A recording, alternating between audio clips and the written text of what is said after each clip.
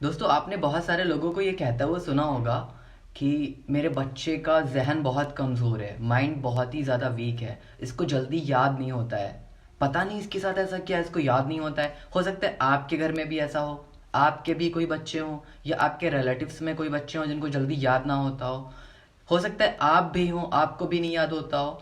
तो आज इस वीडियो को देखने के बाद मैं आपको एक टिप दूंगा इस वीडियो में, जिसको आप फॉलो करते हैं तो आपका माइंड काफ़ी ज़्यादा तेज़ हो जाएगा। एक नहीं, दो टिप हैं, छोटी सी हैं, ज़्यादा नहीं है, 1 मिनट की होगी, बस 10 सेकेंड की होगी।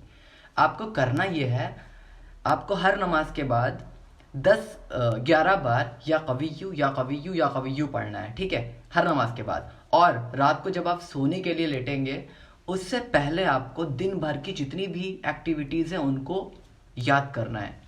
कि मैं सुबह, एक एग्जांपल लेता हूँ, कि मैं सुबह उठा, उसके बाद मैंने ब्रश किया, दुआ पढ़ी, फिर ब्रश किया, ब्रश करने के बाद मैंने ब्रेकफास्ट किया, फिर अम्मी को आवाज़ दी, अम्मी ने बुलाया, मैंने आवाज़ दी, या कुछ भी फ्रेंड्स आ गए, उनसे मिला, उनसे ये बातें करी, वो बातें करी, फिर उसके बाद वहाँ गया, फिर स्कूल गया, फिर ये किया, फिर वो किया, सारी बातें।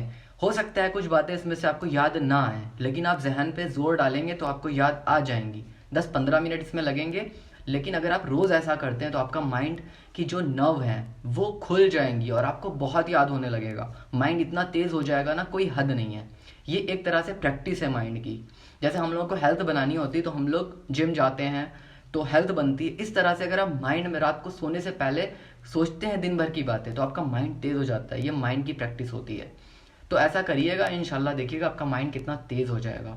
जिन जिन के साथ प्रॉब्लम है उनको ये वीडियो शेयर करिएगा, चैनल को सब्सक्राइब करिएगा। Thanks for watching.